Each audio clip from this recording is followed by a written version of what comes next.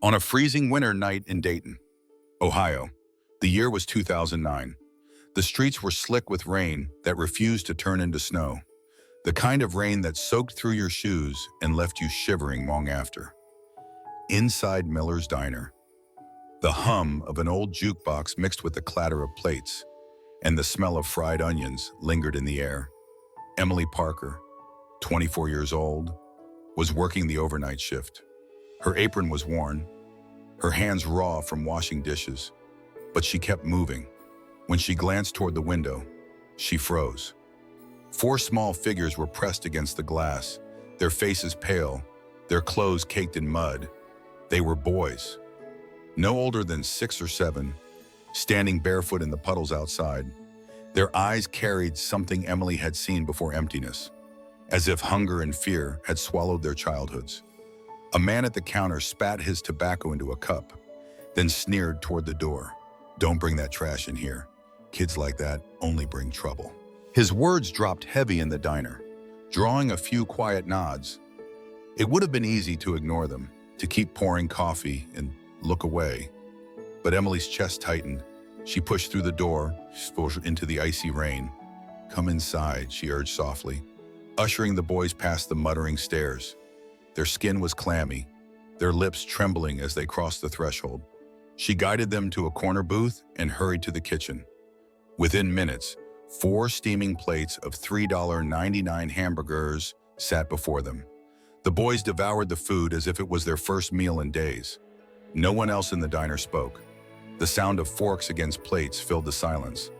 But Emily felt the weight of eyes on her back. She knew what they were thinking, that she had just invited trouble into her life. Still, she kept her hands steady, refilling their glasses of water, her gaze fixed on the rain running down the window. What she did not know was that this single act of kindness, this moment of defiance against cruelty, would ripple far beyond that booth, far beyond the cracked linoleum floor of Miller's diner, in ways she could never imagine.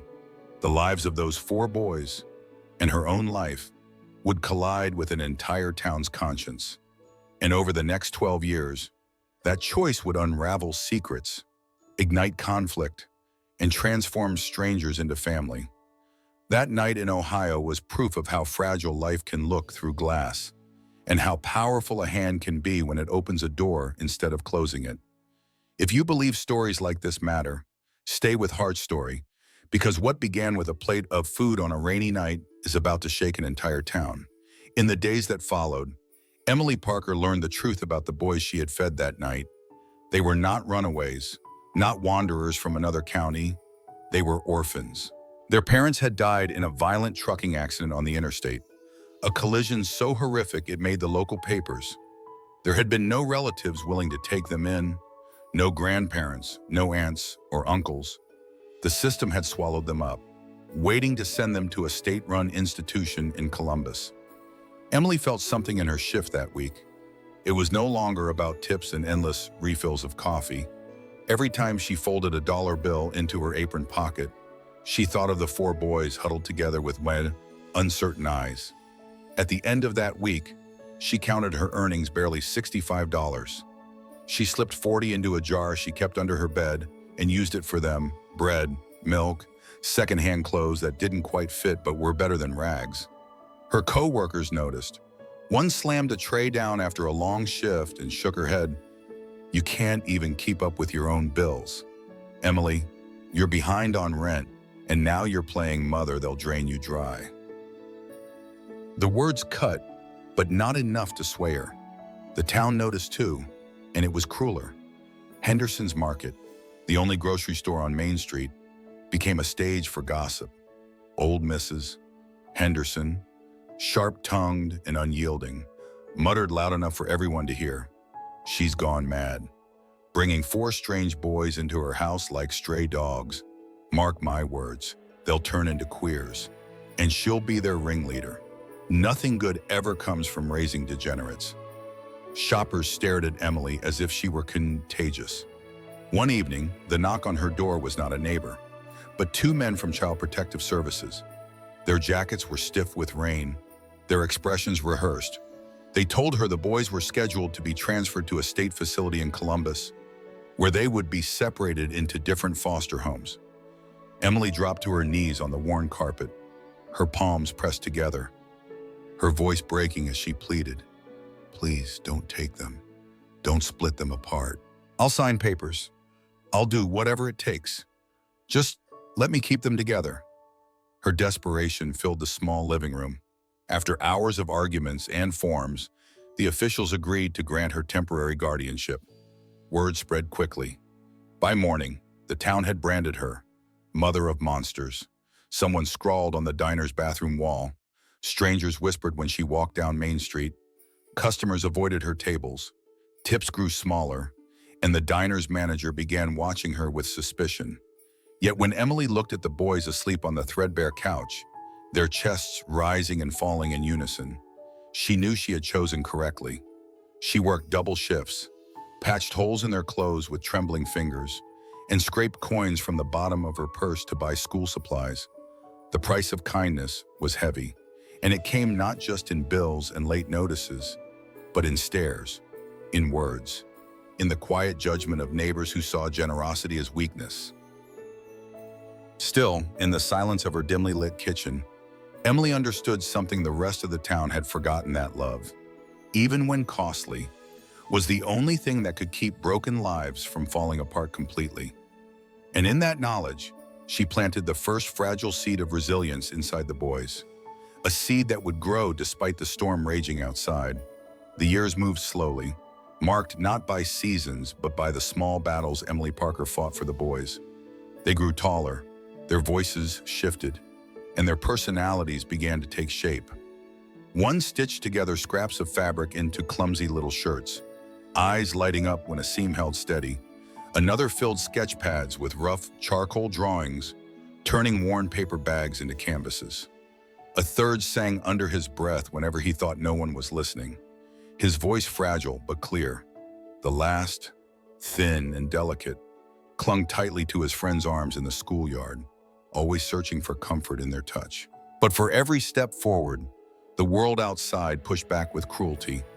At the local school, the gym teacher barked at them during practice. "Play like men. Quit prancing around like a bunch of girls." His voice echoed through the gym as other boys laughed. That laughter turned sharper in the hallways, where books were torn from their hands and shoved into toilets, their names twisted into slurs. One afternoon, the youngest returned home with wet sleeves, eyes swollen from holding back tears. When Emily learned what had happened, she marched to the school, found him standing alone in the courtyard, and wrapped her arms around him while the other children watched. Her embrace was her defiance. The torment didn't stop at the school gates. Their home became a target. One night, Emily awoke to the hiss of spray paint and the harsh smell of chemicals. Across her front door, in dripping red letters, someone had scrawled 2 words: "Queer lover." The message was meant to shame, to isolate. She scrubbed the paint until her hands bled, but the stain remained faintly visible, as if the house itself carried the wound. The pressure spread into her workplace. Miller's Diner, once her refuge, turned cold. Customers complained about her presence, whispering that they didn't want their food served by the woman raising those boys. Business declined, and one evening her boss called her into the office. His voice was uneasy but final. "I can't keep you on, Emily. Too many people are talking. I'm sorry." She left with her apron folded tightly under her arm, her heart heavy but her resolve intact. Even stripped of her job, she refused to abandon the nightly rituals that gave the boys hope. In their kitchen, with its flickering light bulb and peeling linoleum, she spread worn textbooks across the table. Together they read passages of Shakespeare, stumbling over words but savoring the rhythm. She guided them through math problems with patient determination, teaching them to carry numbers and not just burdens. In those quiet hours, the walls of their small house became a sanctuary against the bitterness of the outside world. The town had given them no welcome, no kindness, but Emily built a different inheritance. She showed the boys that dignity could survive even when mocked, that knowledge could grow even in poverty, and that family was not defined by blood or legality, but by loyalty in the face of hardship. In the darkness of those 10 years, Emily taught them the most enduring lesson that even when the world insists on naming you wrong, you have the power to write your own name. And in that act lies the seed of freedom. By the 12th winter, Emily Parker had learned to live with scarcity. The roof above her head leaked whenever it rained, forcing her to place pots and pans in corners to catch the steady drip. Her hands trembled when she held the latest electric bill, the numbers stamped in black ink reminding her that she was behind again, $128 overdue. At 36, the fatigue of years showed in her face. Yet she still carried the quiet strength that had kept her small family alive. That afternoon, when she stepped out to collect the mail, the low growl of an engine rolled down the narrow street. A black Cadillac Escalade slowed in front of her house, its polished body gleaming like it belonged to a different world entirely. Neighbors emerged from porches, murmuring as the vehicle stopped at the broken curb. In this part of Dayton, cars like that were unheard of. FBI must be here to take them away. One whispered. Others nodded, their eyes sharp with curiosity and suspicion. The old judgments that had followed Emily for years suddenly surfaced in the buzz of conversation. The SUV door opened. Out stepped 4 young men, dressed in fitted suits, shoes shining even in the dull winter light. Watches caught the sun, flashing gold and silver. Their posture carried the ease of men who had found their place in the world, but their eyes searched the street until they fell on her. Emily froze, her body stiff as if time itself had stopped. And then the words pierced the air. Mama Emily. The voices overlapped, rich and steady, but still carrying the tone she remembered from childhood. Her knees nearly buckled as she covered her mouth. Tears burst free before she could stop them. She stumbled forward, her arms open, colliding with them in an embrace that folded years of struggle into one moment. The neighbors who had once laughed or cursed turned silent, their faces drained of color. Henderson, who had called her reckless, stood on her porch gripping the railing, lips pressed thin with disbelief. The young men pressed keys into Emily's hand, their suits brushing against her worn coat. One unfolded papers, legal documents declaring her the owner of a new house in Shaker Heights, Cleveland, a place far removed from the poverty that had trapped them. The gift was more than shelter. It was proof that the years in the shadows had not been wasted, that her sacrifices had borne fruit stronger than any insult thrown their way. Emily wept openly, the papers trembling in her grip.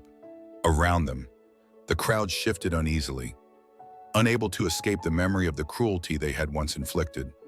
Some turned away, ashamed. Others bowed their heads, too proud to admit regret, but too shaken to hold their gaze. The moment was not just about a house or a car.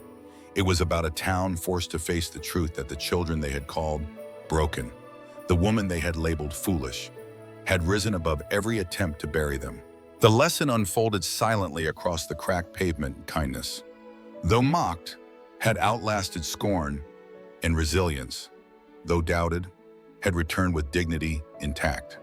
In that winter light, as Emily clutched the proof of a new beginning, the truth settled over the street like falling snow. Every act of compassion plants a seed, and sometimes it takes years before the bloom forces the world to reckon with its own cruelty.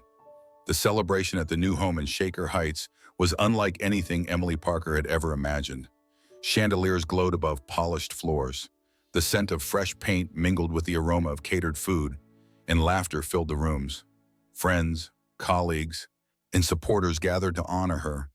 For Emily, it felt unreal to stand in a house with windows uncracked, with walls unscarred by graffiti, surrounded by warmth that had once seemed impossible.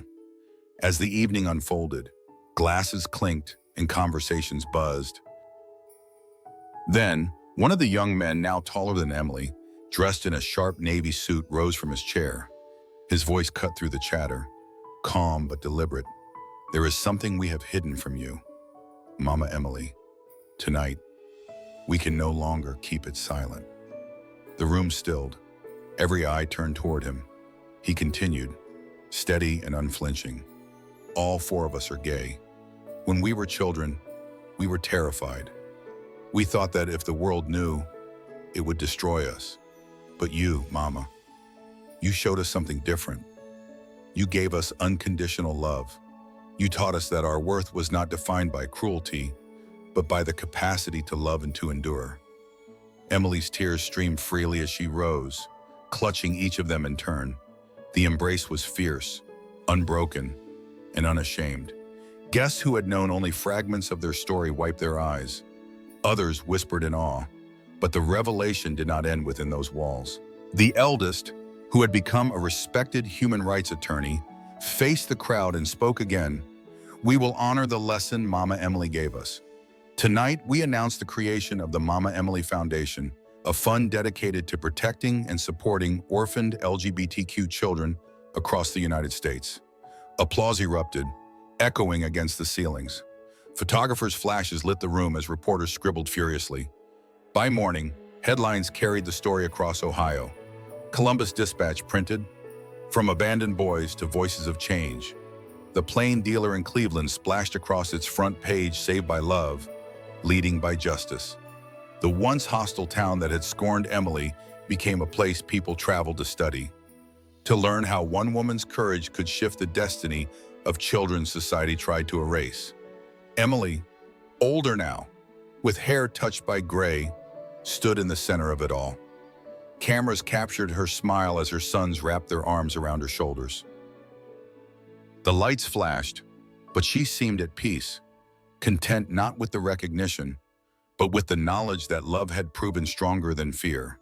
And as the world looked on, one truth remained: the boys she had once pulled from the rain had grown into men who carried her spirit forward, transforming pain into hope for countless others.